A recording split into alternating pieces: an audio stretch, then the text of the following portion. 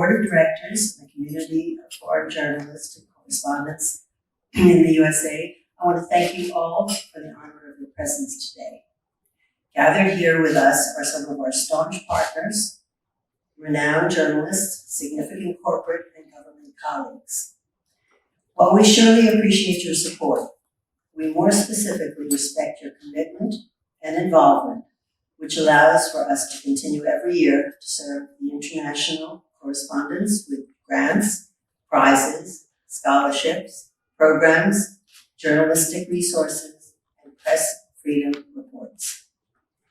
For us at the Association, the freedom of the press is a central pillar of our mission, investing in a significant portion of our resources to support foreign journalists and international correspondents, with a special focus on those who originate from countries where freedom of the press is an oxymoron.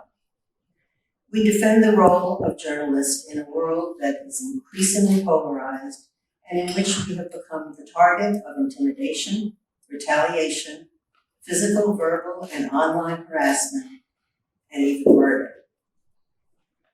Through our platform, foreignpress.org, we inform the public about violations of press freedom worldwide, and we are pleased to thank Microsoft News for advancing and on a global scale. You'll be able to receive our messages through Microsoft News as of now. In the booklet you will find at your table, they will be able to see all of our partners and our supporters, whose generosity has allowed us to continue our commitment to these international correspondents. Your presence and participation today as our guests on behalf of the organizations, institutions, and media that you represent demonstrate our belief that press freedom is not a matter that relates only to journalists and journalism.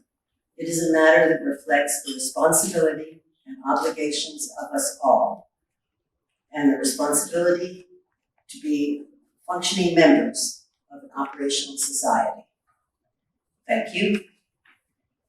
Prior to commencing our addresses and conversations, I take great pride and pleasure in introducing to you all Mitzi Perdue.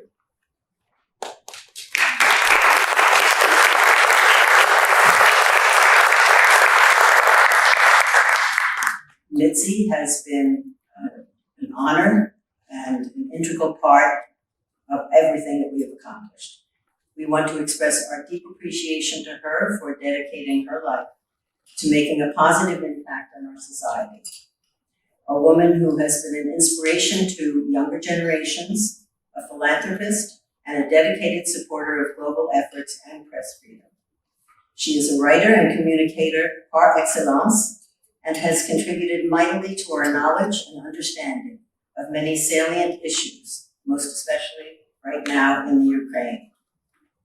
It is through her generosity and goodwill that we're enjoying this lovely environment today and our lunch.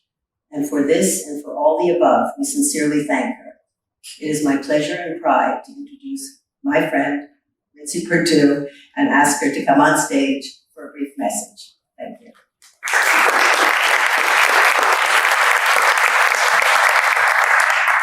Nancy, thank you so much for those kind words.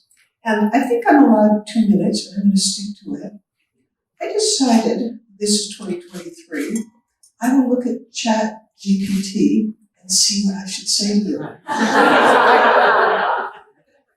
What ChatGPT came up with, I don't need to see all of you.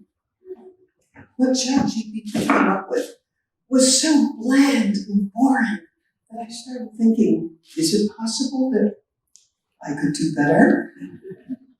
I'm being judged, but I'm going to talk with you about the death cap mushroom. What does that have to do with the Association of Foreign Press Correspondents? Yes, it has something very important to do, and I will prove it to you.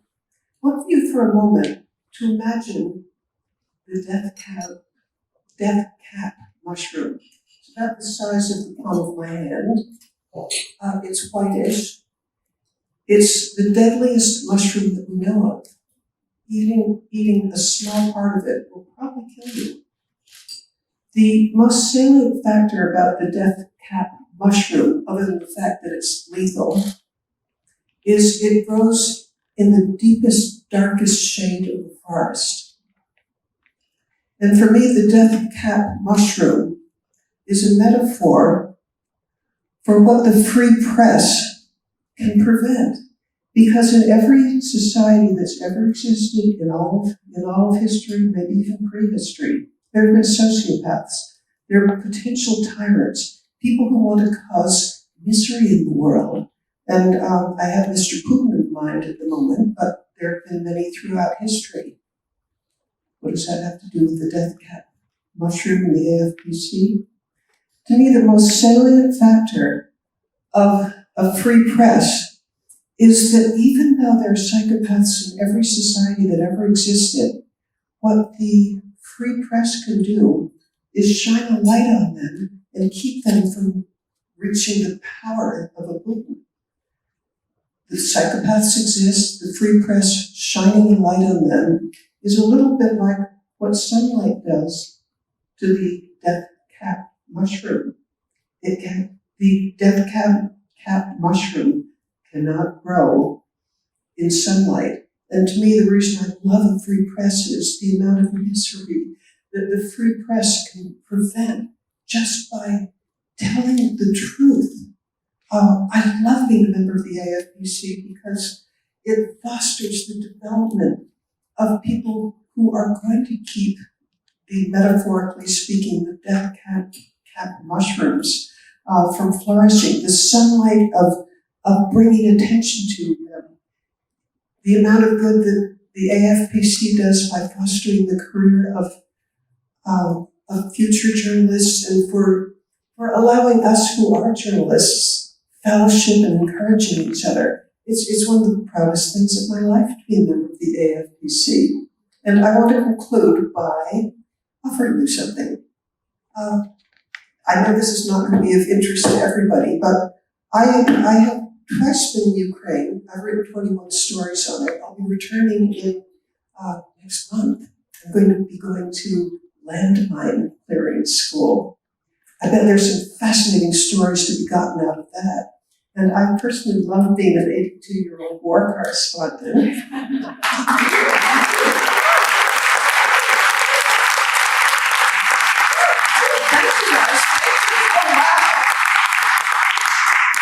If anybody would like a copy of these, I brought 20 of them. These are nearly 21 articles that I've written that have been published in national outlets. See me afterwards and I'll give you a copy. Thank you, everybody.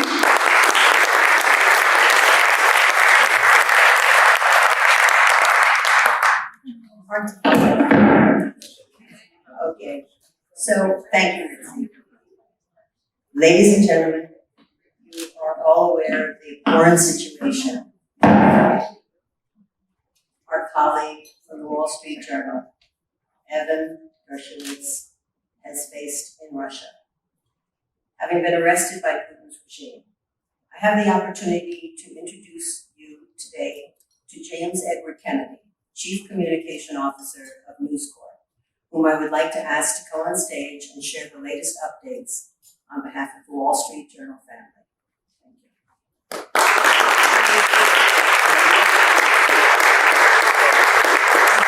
Thank you very much. In the book War and Peace, Leo Tolstoy wrote, "The strongest of all warriors are these two, time and patience." This is the 34th day of unjust confinement for Evan Gershkovich. We understand he's reading War and Peace, I imagine in the original Russian. By all accounts, Evan is a resourceful and determined young man, and no doubt he is marking the passage of time wisely, but we are all impatient for his release. Evan was in Russia to report the truth. The most recent article he co-wrote chronicled the precarious state of Russia's economy and was chock full of facts and figures. I definitely recommend it to you. There's a landing page on the Wall Street Journal with all the latest updates on Evan as well as his reporting. This excellent work of journalism relied on a dozen sources, all of them named. It had balance and it even included a quote from President Putin, but also from economists, analysts, entrepreneurs, and even a coffee shop owner Evan once said of his work as a journalist, "I just want to get the story right."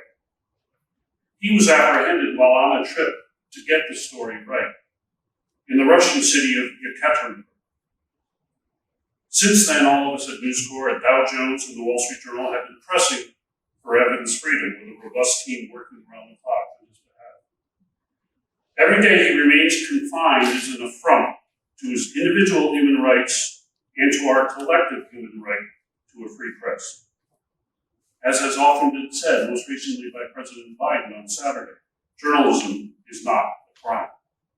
And imprisoning a journalist under false pretenses hurts not just one innocent person, though it does that. It harms all of us who depend on unfettered reporting to know the truth, to shine the light. I thank you all for inviting me, for honoring Evan. We are grateful to everyone who has rallied to his cause, from the U.S. and other governments, to journalists and journalism organizations, to fans of Evan's favorite football team, Arsenal, and many more. Dow Jones has retained lawyers for Evan, and indications from them and the State Department are that he is in good health and good spirits, despite his unwarranted confinement. Our team is in regular contact with Evan's family, and we pray for them all throughout this most difficult time. I salute all of you for your work as foreign correspondents. Your readers rely on you to know more about what is happening in the world around us, and I particularly want to salute the journalists being honored here for their brave work in Mexico. The last U.S. journalist to be detained for alleged espionage in Moscow was Nicholas Staniloff back in 1986. In speaking about his work, he once said, "Risk goes with the territory. You can be timid or you can be energetic in Moscow. I went out and did my job, and I have no regrets," he said. My boss, our chief executive, Robert Thompson, was a foreign correspondent himself, including in Beijing during the Tiananmen Square uprising, where he helped rescue a fellow journalist who had been beaten by police. He has spoken about the value of that work, and in his words, "It's important to be on the ground so that the coverage could be granular and graphic." Such reporting often requires courage, and certainly that is a quality that defines Evan. Let me conclude with a quote from another book that Evan is reportedly reading while in prison, "Life and Fate" by Vasily Grossman. "I have seen that it is not man who is impotent in the struggle against evil, but the power of evil that is impotent in the struggle against man." Grossman also wrote, "In great hearts, the cruelty of life gives birth to good." May the great heart beating in Evan help him survive the current cruelty in his life and give birth to good for him and for all who cherish freedom of the press. Thank you very much. Appreciate it.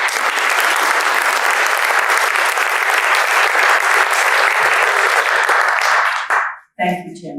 We hope that Evan will soon be home and with his family again, and we all pray.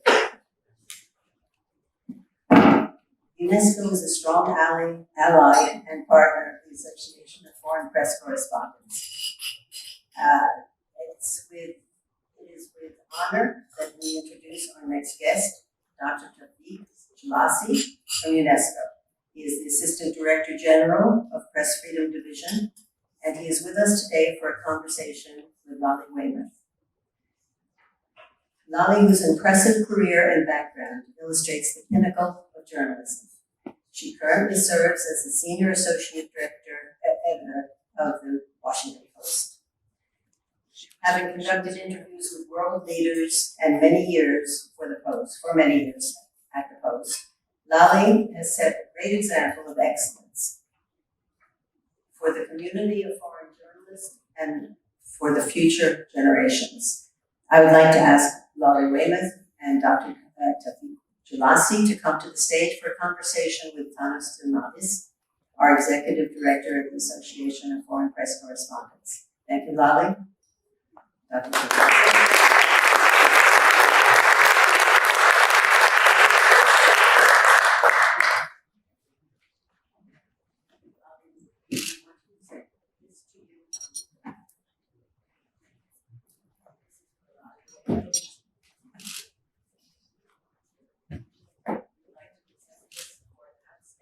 Career and a lifetime in the service of journalism.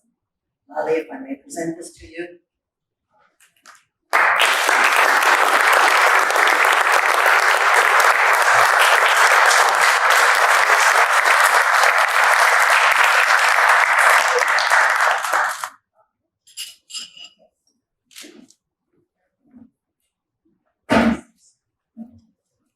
Thank you both for the real honor having you with us here today at the Press Freedom Executive Forum. With all our esteemed guests on behalf of the Association of Foreign Press Correspondents. Dr. Tafik, tell us if you're going to allow me to start with Lali Wade, because it's our honorary awardee this year. And I would like to ask you, Lali, because you have been interviewing world leaders from around the world, from Washington Post. You can take the microphone, yes. And given the fact that you've been speaking directly with several world leaders, including world leaders from countries where democracies are not as stable as here in the United States, how do you see the role of the US media, the US media, the role that the US media can play in order to advance press freedom around the globe in other countries? So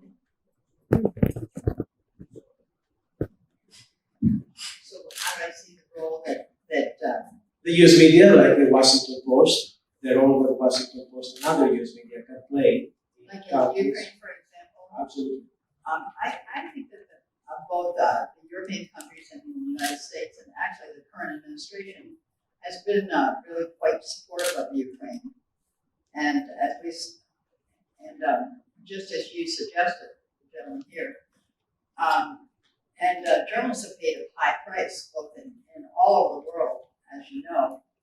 I know many journalists, both I worked, and to be blunt, my family's owned Newsweek and the Washington Post, and over the years I've seen people be in prison in Iran, journalists, and they paid a high price, and they got out, fortunately, eventually, most of them.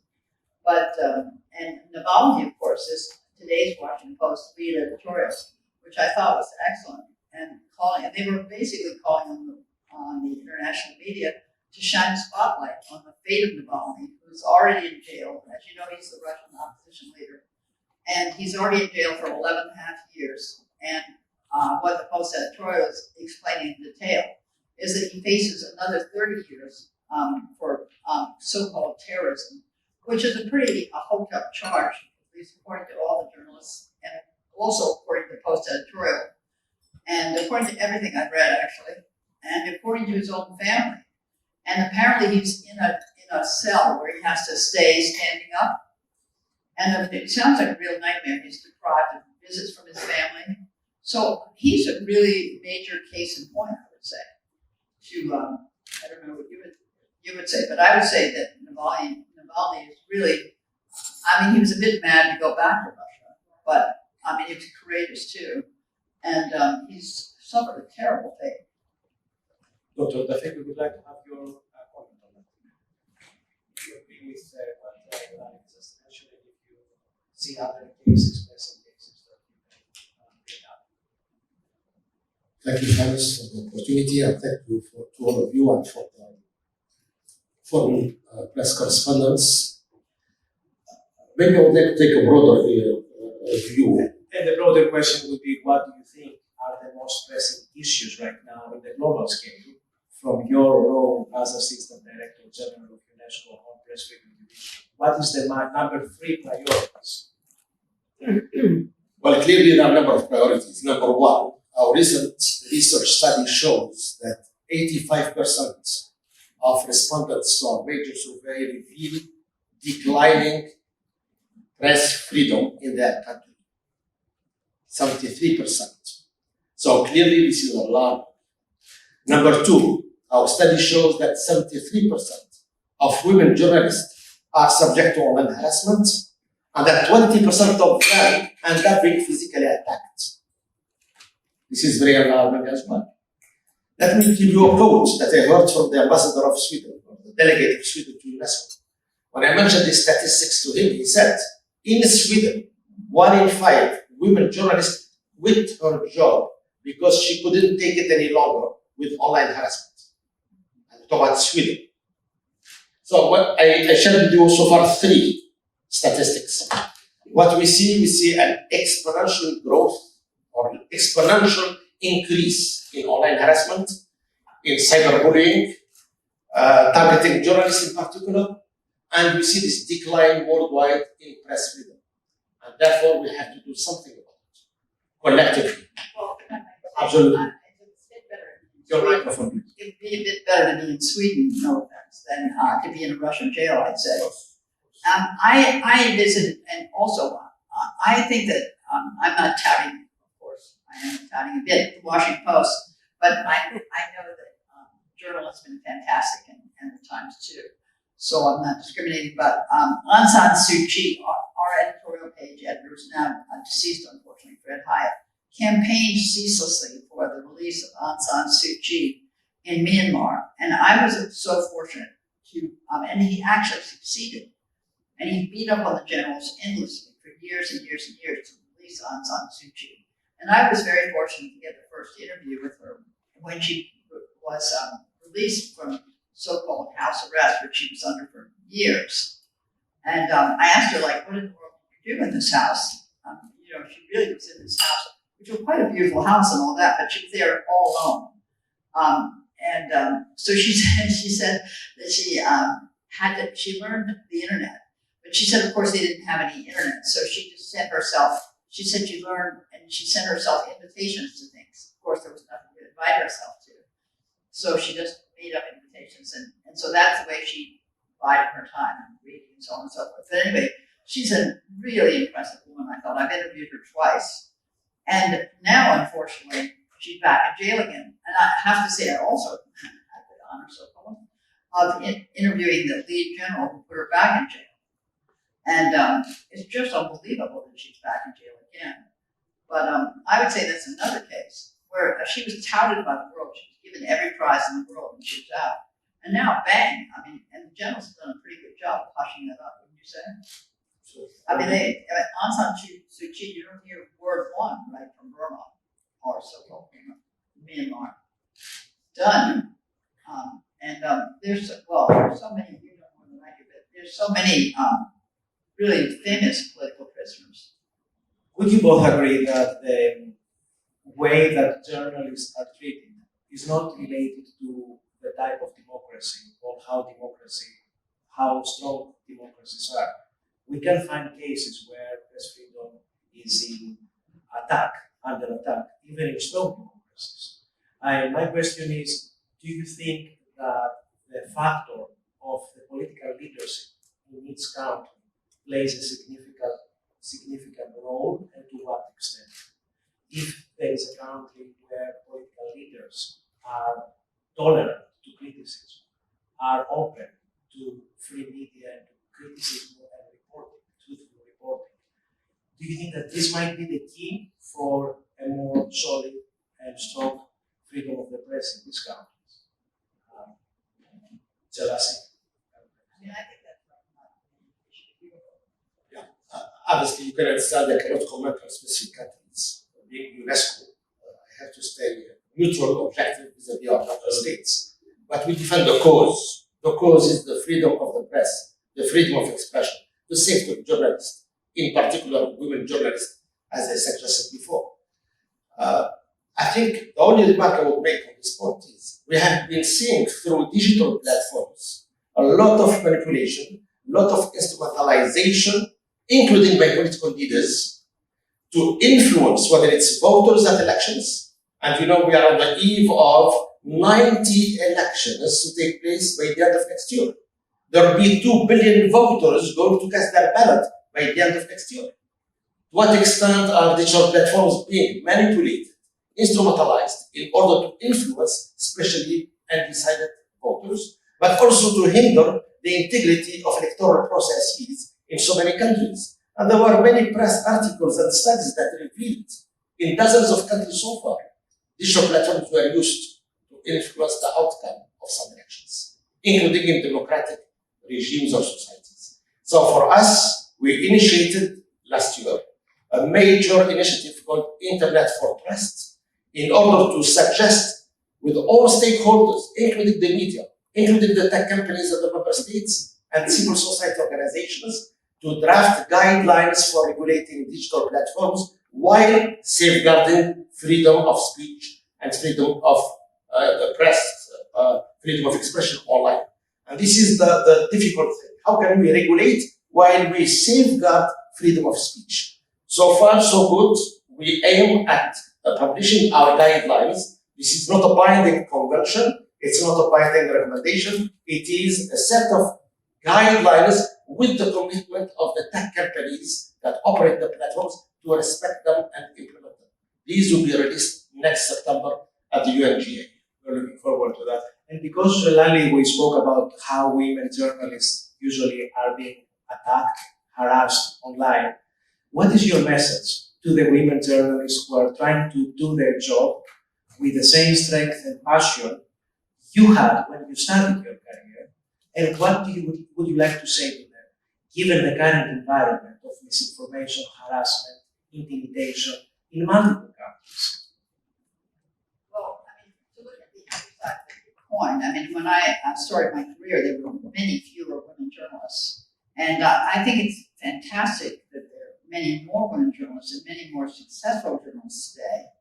And your question is valid, but I think that on the upside, it's great to look around and you turn on the TV, or you look anywhere, and they're tremendous. There's, like, it used to be like, I used to be like a very rare species, like there were like few women journalists and a lot of men journalists. And today it's really 50-50. So on my mother's day, when she was taking over the Washington Post, she was the only CEO in the room. They were like all men, and she was the only woman in the room. So I think on the more positive side, that women have made tremendous. I'm sure that there's harassment, all this stuff, and I think it's terrible, etc. But I do think, looking at the more positive side, that women have made tremendous strides and really done well, and it's fantastic to see women really break the glass ceiling and make so many achievements. And I'm sure they can make many more, but I think it's incredible. Starting like when I saw my mother, I wrote my mother's speech from when she was taking up. My father died, and my mother took over the Washington Post many years ago, before you were probably born, most of you. And really, there were just absolutely no women around. There were no women in the workforce, literally. I think there might have been one woman in the newspaper at that point. So, it's really extraordinary to see you thinking that this is a really big problem. I would say there's a really big advancement, but as you say, at different times and different problems. But it is on. I would put the upside.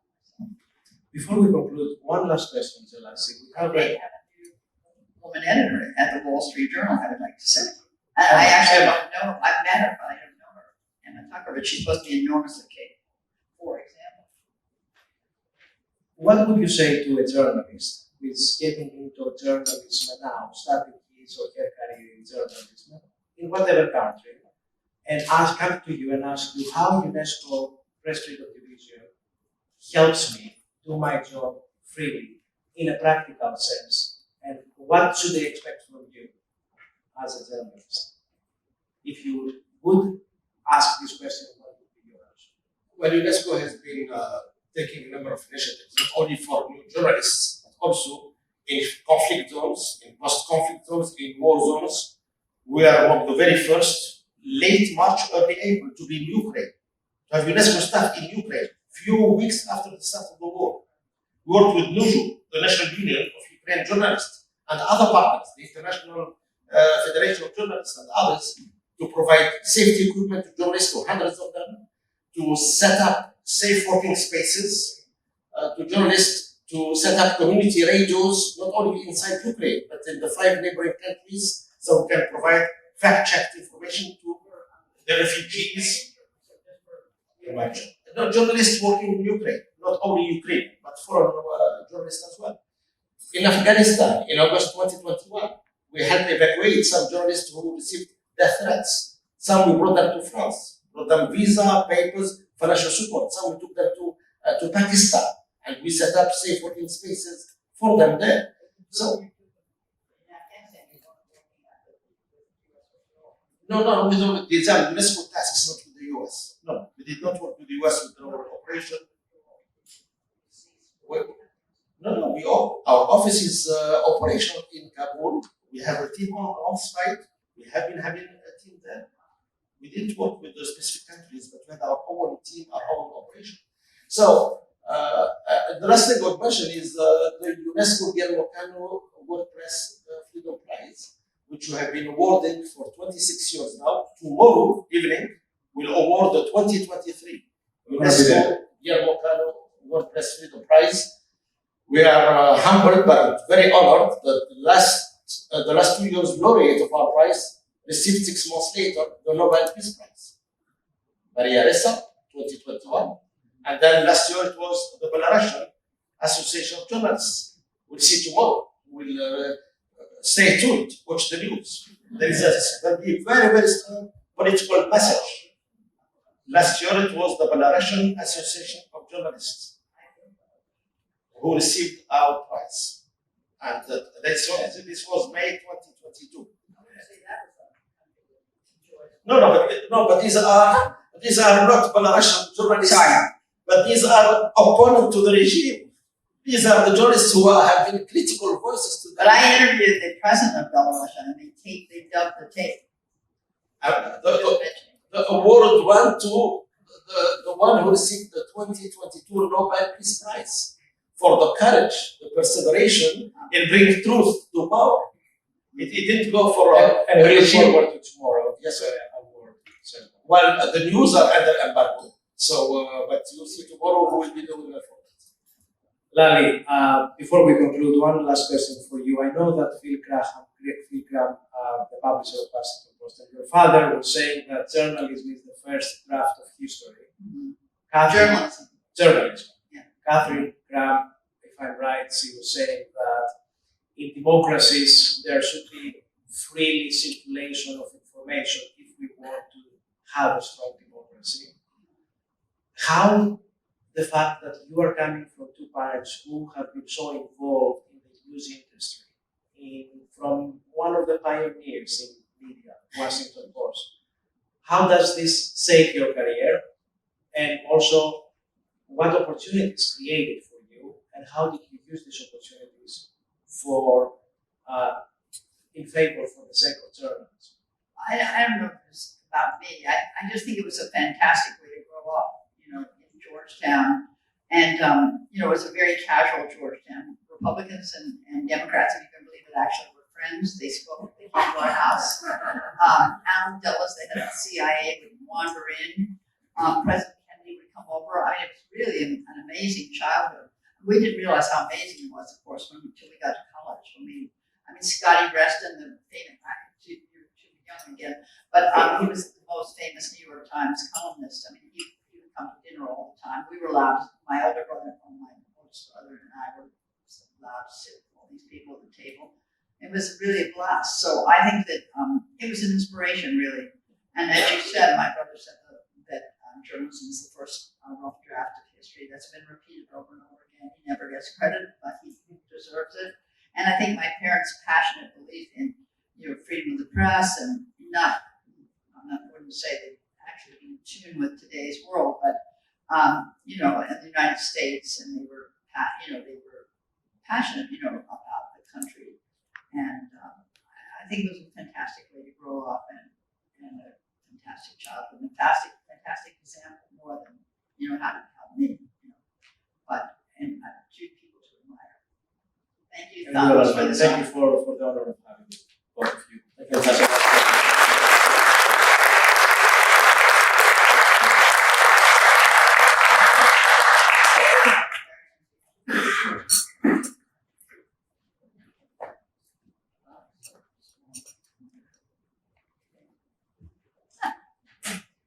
Lee and Jalasi, we sincerely thank you for your insightful comments and your remarks on and off the record. Everything is off the record today, I promise. All right, ladies and gentlemen, I mentioned before that the Association of Foreign Press Correspondents commits to supporting correspondents and foreign journalists originating from countries where journalism is under attack and where the journalists are themselves the victims. They're the targets. So in Mexico, this is a country where more journalists were killed in 2022. In this horrendous environment, journalists and investigative reporters still dare to investigate, report, and uncover the truth. The association is proud to announce its support at the level of $10,000 to Quinto Elemental Lab, an organization in Mexico made up of journalists conducting investigation, focusing on stories about corruption, impunity, abuse of power, and human rights abuses as well. Alejandra Yannick, co-founder, director, former director, and current editor of Quinto Elemental Labs, has traveled from Mexico to be here today with us. Could you please come up?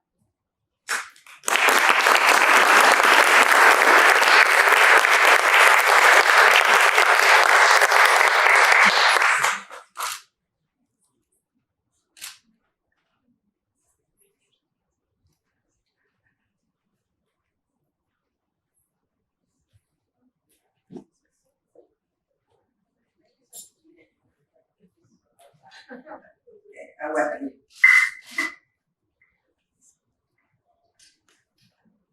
Okay, and we also strive to end impunity, to identify and to realize solutions to the violence against journalism. We want to introduce Sam Levy, who is a technology expert. He's also an expert. He's back here to talk to you all today. With his long-standing experience, he will help us dive deeper into the latest technology developments and possible solutions for journalists facing the risky situations that we've described. Sam, who presently and currently is implementing a technology that could offer very possibly the protection that the journalists need for their lives and their work. So Alexander and Sam, could you please come in and have a conversation with Bob Rowley, who is our Vice President of the Association of Foreign Press Correspondents.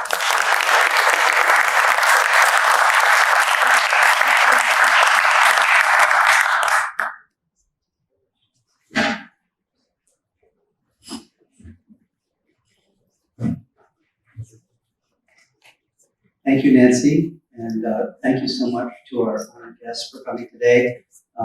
I'm a recovering foreign correspondent. I spent 30 years at the Chicago Tribune, so this is an issue near and dear to my heart.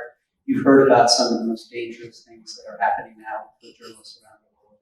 We wanted to bring you two guests who could talk about some of the possible solutions so that we can have a positive spin.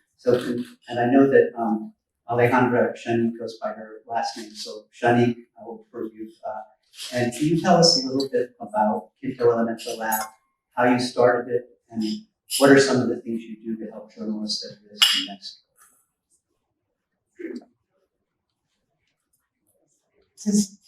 Yes.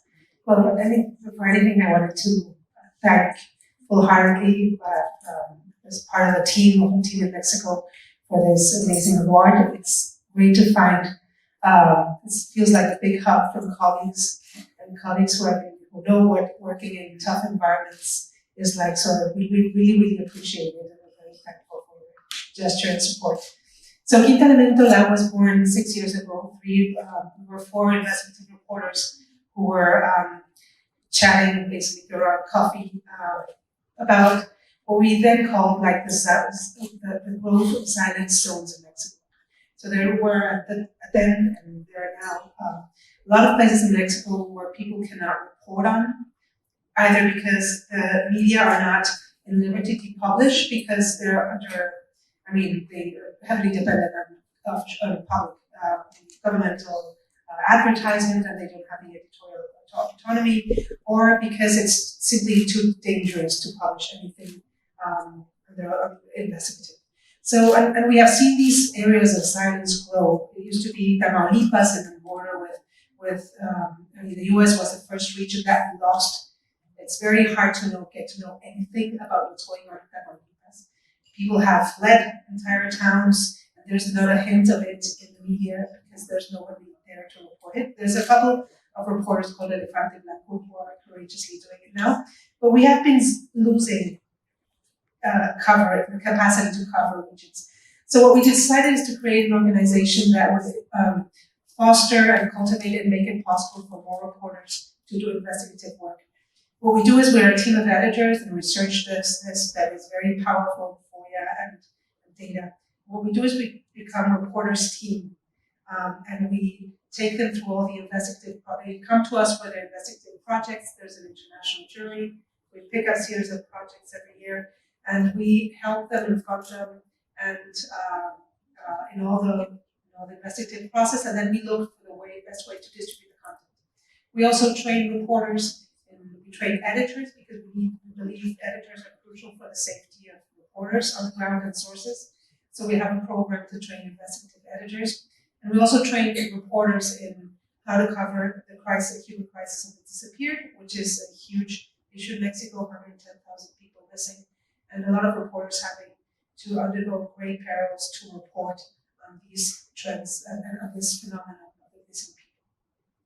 Excellent, thank you. And Sam, tell us a little bit about your technology, the Vertex Pro product that you're working on, and how you developed it and what it does to keep individuals safe in dangerous environments.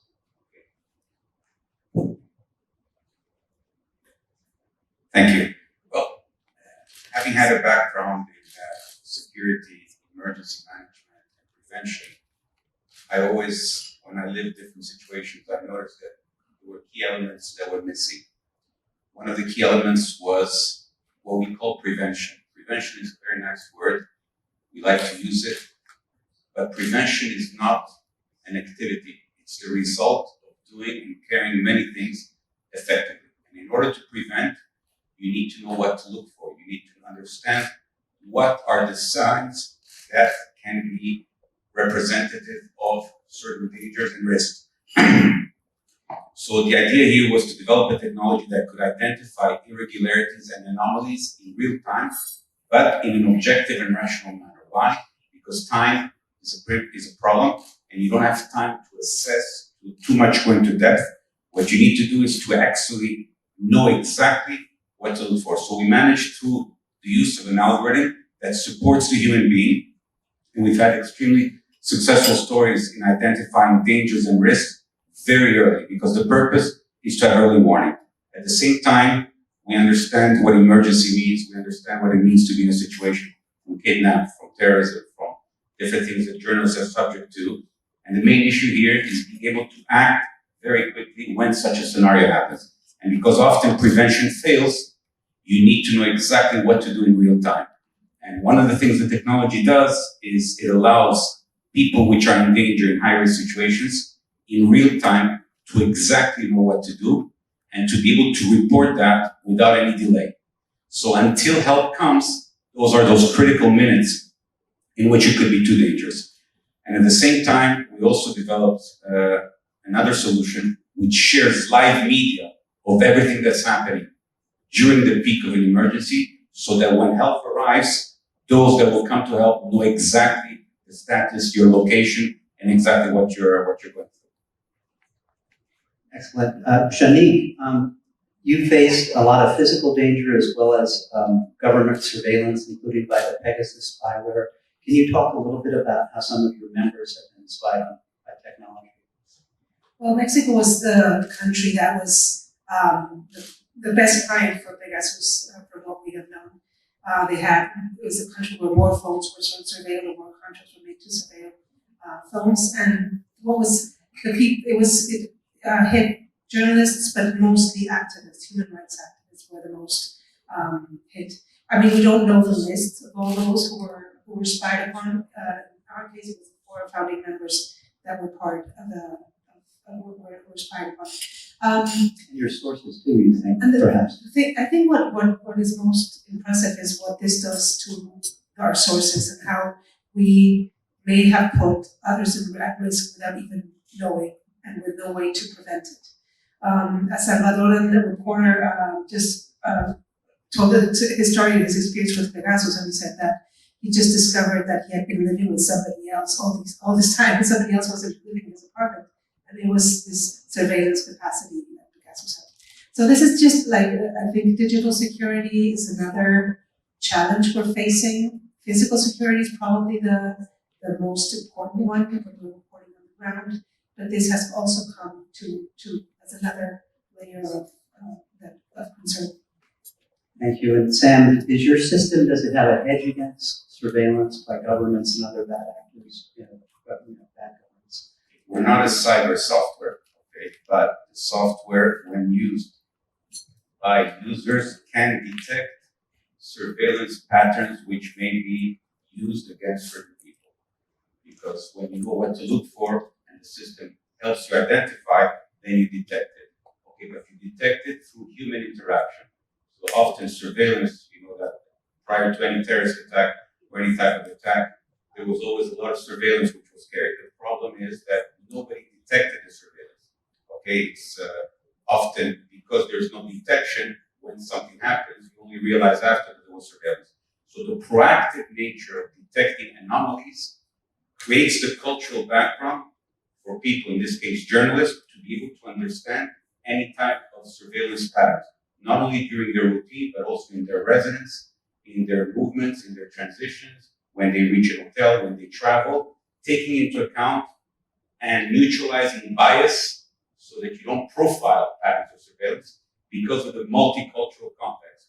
So surveillance in an airport will be conducted differently in an hotel, will be conducted differently according to the topographical. So we take all that into account, and when you detect surveillance early enough, that's when you can change your routine, that's when you can actually proactively do many things which will end up either preventing or managing or minimizing the risk. So it actually might be useful for Kinto Lab in a number of ways. Shani, can you talk about the broader problem of disappearances? 110,000 people missing in Mexico, and you don't know where they're going or what's become of them, and also how you increasingly work with international reporters and consortiums of journalists to bring more expertise in to help. Well, we are a team of, as well as incubating the stories of others, we also conduct investigative work and on corruption and corporate corruption and public corruption. But I think one of the biggest challenges has been to address the issue of the human rights crisis of disappearances. So what we've done is we've made use of our freedom of information laws, which are right now in the verge of crisis because the president just announced that they probably disappear or reduce it. So it's not. We're a bit nervous about what may become, but we use these freedom of information laws to gather information and analyze it and work on it. And when we have produced a series of stories that basically came up with a number that didn't exist.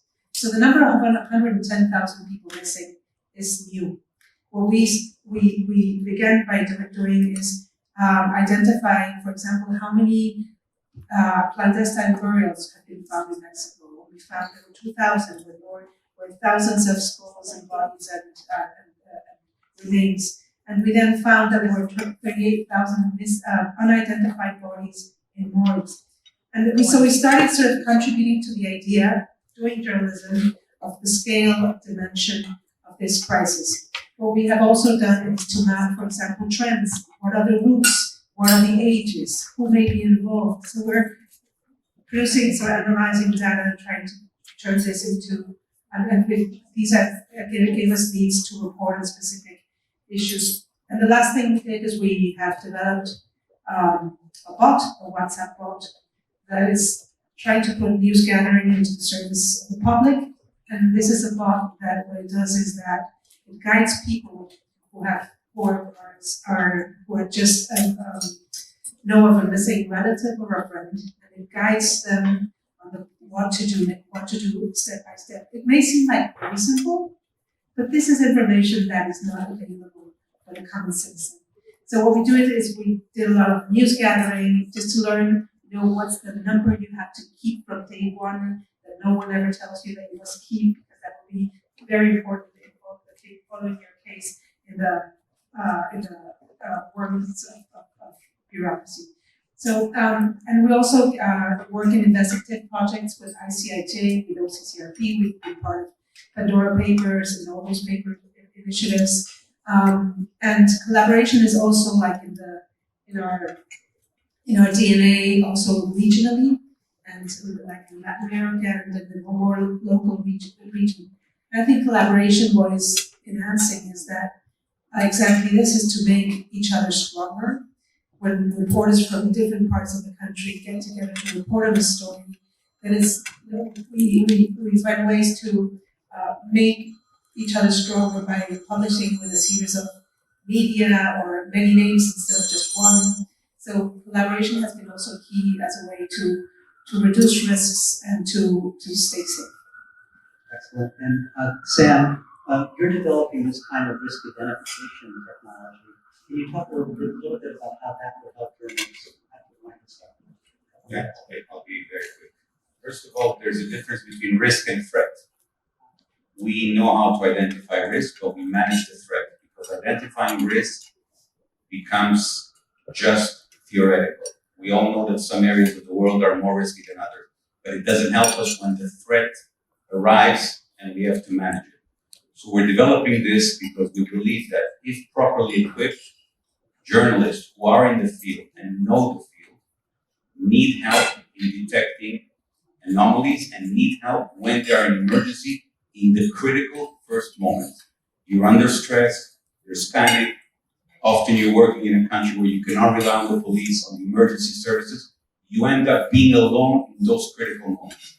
And if you have a tool that tailors to that, both at the prevention level and at the response level, you increase the capabilities. And when you increase the capabilities, you lower the risk. And when you lower the risk, you manage the threat. Excellent. I remember you're often making judgments when you're in a difficult situation that really come down to instinct, whether you leave, whether you stay. So that will give technology a boost to your decision making. Last question I want to ask about training, because you do a lot of the training on investigations and also you do psychological support. Can you talk a little bit about that and then we'll Well, one of the challenges we faced while reporting this human rights crisis story was the cost it's having in reporters. As reporters of war, also reporters from towns and municipalities who are covering mass graves and horrible, it's having a big burden on them. So, Quinto Elemento, we're putting together we have a network of reporters who are exchanging experiences, who are also getting together in boot camps just to understand how to better talk to victims, how to deal with forensics information. We're training them for forensics. And we also have this network of support of other nonprofits that offer psychological support for reporters who are facing PTSD and others similar mental health problems. Okay, to echo Thomas, thank you two very much for coming. It's been an honor to have you here. I hope we'll all continue this discussion of solutions at our tables, because it really, in addition to all the risks, these are two remarkable solutions that can help journalists. Thank you.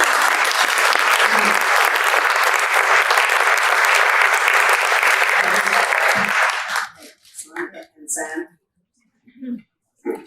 And thank you for your patience. I have been having to read a little bit because somebody dropped wine all over my notes, and so they've gotten a little elusive. However, it's time now for you to enjoy your lunch. Please start a conversation around the table on these issues. We will have a host for each table who will lead the conversation. The conversation is seminal to how we will interpret at the end your reaction and bring together all of the wonderful and possible explanations and solutions you may offer. So enjoy your lunch. Thank you for your tolerance. Thank you for your patience. And thank you for all of our speakers who have helped to elucidate the issue. Enjoy.